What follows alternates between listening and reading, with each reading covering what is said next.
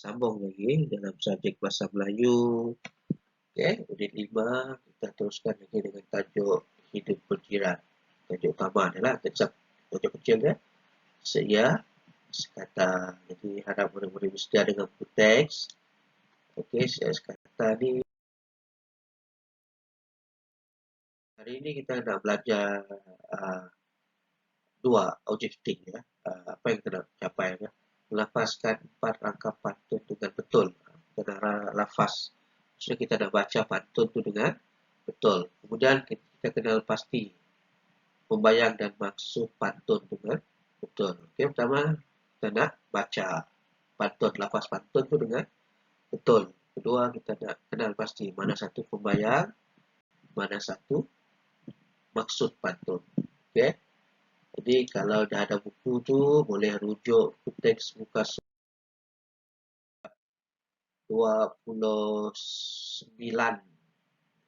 29 dah saya tengok. Okey, seia sekata. Okey.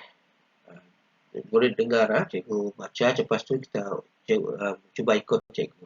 Ni mula-mula ni cikgu baca dulu. Boleh dengar saja. Batu geliga, batu permata, cincin suasa di dalam peti. Jiran tetangga, saudara kita, setiap masa perlu dihormati. Okey, ini satu rangkap. Rangkap kedua, asam gelunggur dijemur sekata, di atas para, di depan halaman. Tegur menegur sesama kita, hidup mesra, sentiasa aman. Buluh dibelah di halaman rumah, dibuat para pohon peria. Jiran sebelah bersikap ramah, kita gembira, mereka ceria. Okey, yang terakhir. Di hujung desa kumpul jerami, jerami diikat, dibuat tikar. Bertimbang rasa, saling memahami, tanda muafakat tanpa bertengkar. Okey, ini cara kita baca ataupun kita lafazkan rangkap pantun. Okey, saya tengok sekali lagi.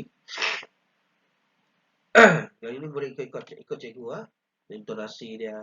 Dia baca dua patah perkataan, dua patah perkataan. Okey. Dua atau tiga lah. Dia tak boleh baca sekaligus. Dia bukan macam kita baca cerita lurus dia ada rima dia. Kita panggil ada rima dan jeda, tempat berhenti. Okey. Batu geliga, batu permata. Ikut cikgu Batu geliga, batu permata. Cincin suasa di dalam peti. Jiran tetangga, saudara kita, setiap masa perlu dihormati.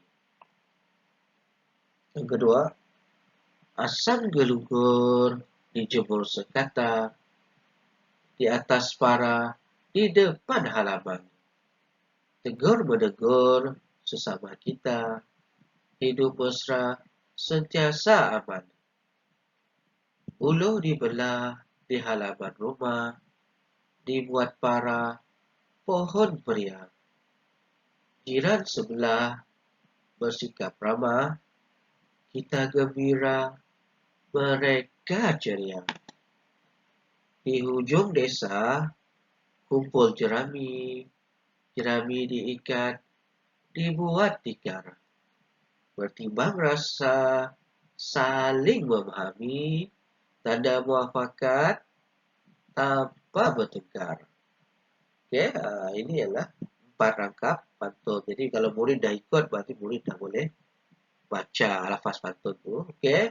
Nanti kita pantun ni bukan sekali ni yang kita belajar, dia akan ada unit lain dengan sentuh pantun, dan bila naik tahun 3 pun kita akan tetap belajar pantun. Ini kena faham, kena pandai lafaz ya, kena pandai. Bila kita mengujarkan pantun ni, membaca pantun ni, kita kena guna intonasi dia. Okey, jadi kita tengok dulu dalam pantun ni, ini adalah sejenis cara orang dahulu nak menegur orang. ataupun dia nak menyampaikan mesej, dia guna pantun, dia nak bagi pengajaran tu, dia guna pantun supaya penerima itu tidak rasa sakit hati.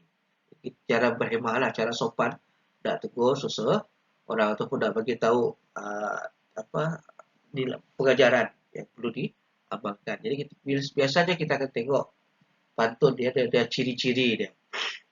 Ya, ciri-ciri adalah ada 1, 2, 3, 4 ni. Dia ada panggil pembayang dan maksud. Okey, biasanya kalau dia 4 rangkap, 4 baris, 2 yang pertama ni kita panggil pembayang, 2 yang ni maksud pantun. Yang ni yang dah disampaikan. Jadi kita nak tengok, sebelum kita tengok pembayang dan maksud, kita tengok apa mesej yang dia nak sampaikan. Yang di 2 baris di bawah setiap rangkap. Okey, pertama, jiran tetangga saudara kita setiap masa perlu dihormati. Sini dia nak bagi tahu siapa pun jiran kita tu kita perlu anggap dia sebagai saudara. Saudara lah, ada hubungan lah. Jadi kita perlu hormat setiap masa. Itu dia nak bagi tahu.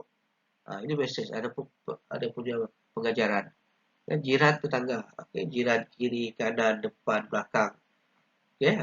Dia kalau dalam Islam 40 ke kanan, 40 buah rumah ke kanan, 40 buah ke kiri, 42 buah ke depan dan 40 ke belakang itu semua ialah jiran. Jadi kalau kita tinggal di kawasan perumahan, suatu kawasan perumahan itu adalah jiran kita. Apabila mereka jadi jiran, maka kita anggap saudara. Apabila saudara, kita perlu hormat mereka setiap masa. Bukan hanya perlu waktu pagi saja ataupun waktu perayaan saja kita hormat. Okey, waktu perayaan mungkin jiran ni buka open house, kita nak pergi tengok dapat ampau, dapat kuih raya. Okey, ataupun dia masa nak ngabang saja. Tiba-tiba masa tu kita hormat. Tapi hari lain kita tak hormat. Okey. Hormat ni maksudnya kita tegur, kita panggil dengan nama yang baik, bukan dengan nama yang tak baik, kita ejek dia. Contoh dia gelaran dia ada rambut, dia tak ada rambut, kita panggil dia botak, macam tu tak elok.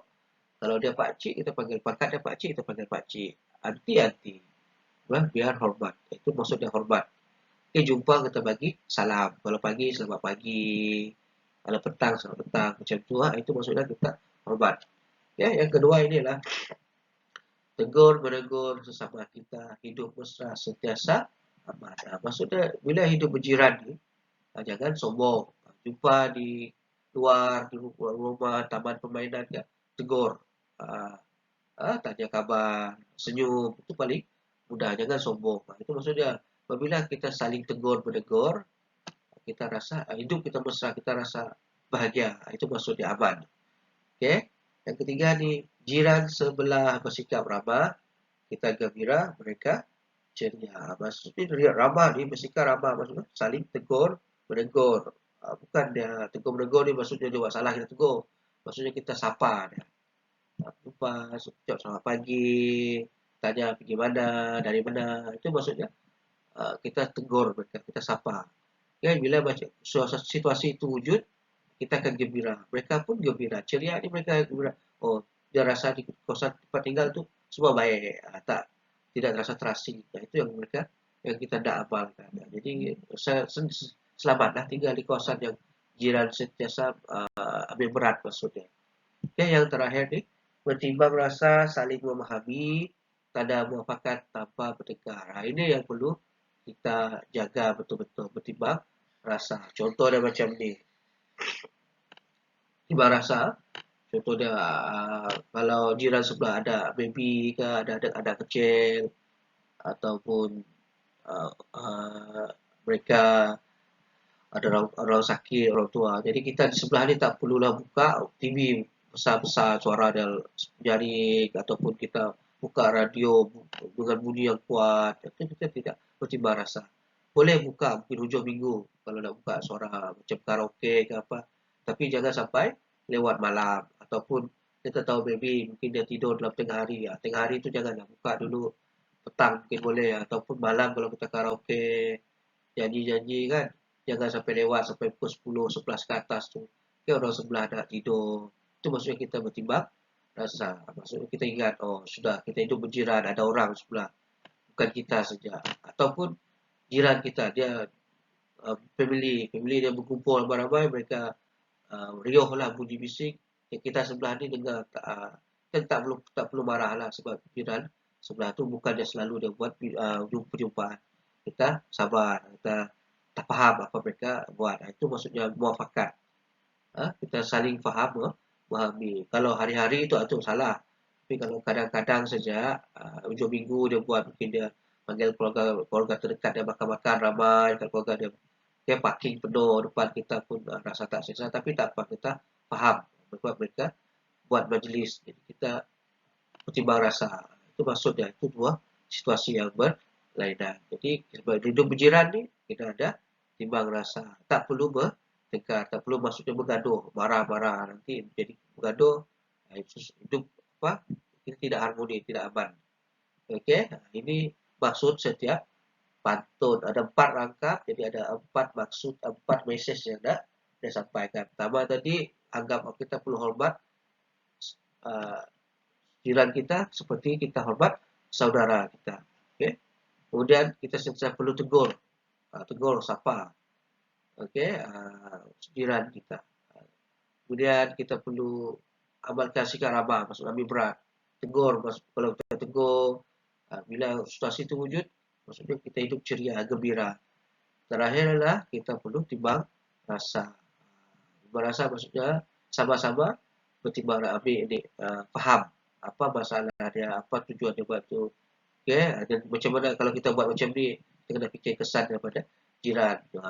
Kalau contoh dia buat majlis minum-minum hujung minggu dengan keluarga makan-makan kan, mungkin kita boleh lihatkan sampai lewat sekali pun pukul 11. Sebab esok kalau hari Ahad, esok hari Isnin, orang nak tidur awal, sebab nak pergi kerja. Jadi kita tak boleh buat lewat sangat.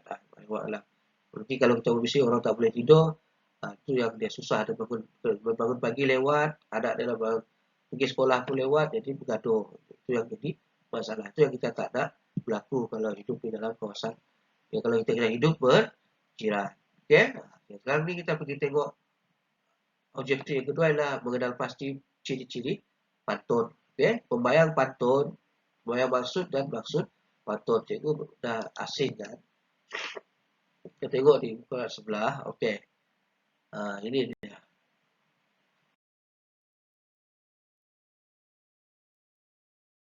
Ini kita baca tadi. Cikgu dah tunjuk sana, kita abaikan dia. Okey, ini cara kita baca. Okeylah, cikgu ulang balik. Kamu ikut. Okey. Bagi yang tak dapat baca, ikut tadi, kita cuba baca semula sini. Lafazkan pantun. Okey, tajuk dia seia sekata. Batu geliga, batu permata, cincin suasa di dalam peti. Ikut cikgu, jiran tetangga, saudara kita, setiap masa perlu dihormati. Asam gelugur dijemur sekata di atas para, di depan halaman. Tegur menegur sesama kita, hidup mesra sentiasa aman. Buluh dibelah di halaman rumah, dibuat para pohon periah. Jiran sebelah bersikap ramah, kita gembira, mereka ceria. Di hujung desa kumpul jerami, jerami diikat, dibuat ikan. Bertimbang rasa, saling memahami, tanda muafakat tanpa bertengkar. Okey, ini ialah cara kita melafaz pantun. Okey, batu geliga, batu permata. Jadi kita baca dia dua. Cincin suasa di dalam peti. Jiran tetangga, saudara kita, setiap masa perlu dihormati.